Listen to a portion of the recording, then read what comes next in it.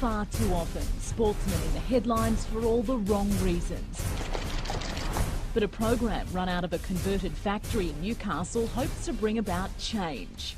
4 days a week, these young men from the Wanderers Rugby Club work to get their bodies in shape for the field.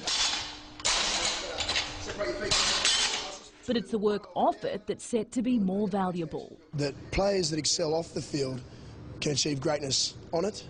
So it's really about players' commitment, their life skills, developing these guys into becoming young men, not so much as being good footballers. Once a fortnight, these lads take a break from training to hear lectures on a range of topics like road safety and communication. It's not often that you kind of get the opportunity whilst you're training to kind of get people from the outside to come in and talk. Really, really helpful stuff that can translate really well to our sport, which is good. Life skills together with military-style discipline, all designed to help mould these aspiring professional athletes. Squeeze the core in.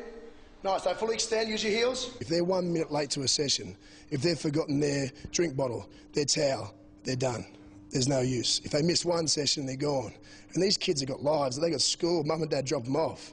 But if they can't commit to it, then we have no interest. Make no mistake about it, this style of training is tough, and it's this commitment and discipline that's helping to create a new generation of well-rounded, well-behaved athletes. Enough's enough. We have to finally be the first group to focus on these kids from the young age to building them so that when they finally get in the limelight, which is difficult, they know how to act.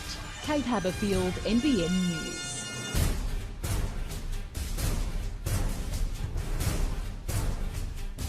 The Wanderers Rugby Club in Newcastle prides itself on being a leader, both on the field and off.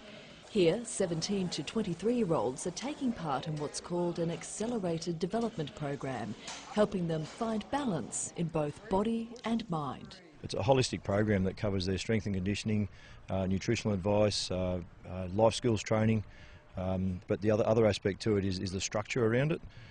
So it's a two-way street, so the guys get to learn a work ethic and get to learn the benefits of following a structure. Trainer Billy Coffey works with players, helping them achieve their goals. 5, 6, 7, good work, now ready? To see them come in and get their aggression out, release their testosterone and just attain to something that's hard work, and have guys like myself and others watching over to sit there egging them on and clapping them on, to see them gain confidence from that has been the most special result for me, I think. The club knows it's on a winner, and it's backed up by science. The head of HMRI, Professor Michael Nilsson, has been involved in work in his native Sweden, tracking the physical and mental health of a group of 1 million men from their late teens. There's no slacking off at the Wanderers gym. Even though it's reached a maintenance phase, players have embraced the program and now take part simply because they want to. The best feedback I've gotten from all of them is that I've put them in a habit that's going to be set for life, and that's really special.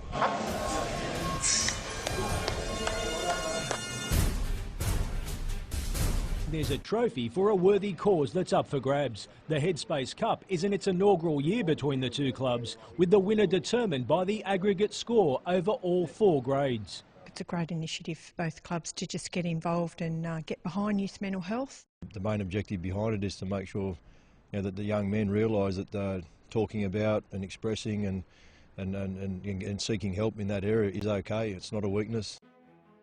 Now look, I travelled up the M1 during the week to catch up with a good mate of mine, Billy Coffey, who's a pretty handy rugby player up there in Newcastle, a very proud Nova Castrian himself, and he's involved with a club called the Wanderers. They're doing some pretty special things up there at the moment, and I wanted to let you know because some of these young blokes don't really get the exposure and the credit that they deserve. He's doing a wonderful thing up there, and he's come up with the idea of a performance factory. And what Billy does is he works with the younger blokes, and it's all about producing better players, but even better people.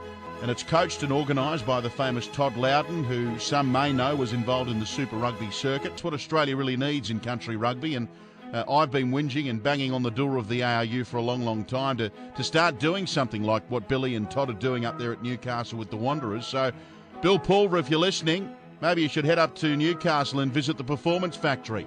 You might be able to take a leaf out of the book of 2 young blokes who are doing wonderful things for rugby union up there in Newcastle. Well done to all concerned, including Billy Coffey and Todd Loudon. And don't worry, fellas, I'll be making the trip up the M1 shortly. Good on you, boys. The Wanderers and the Performance Factory. Look it up. They're onto something special.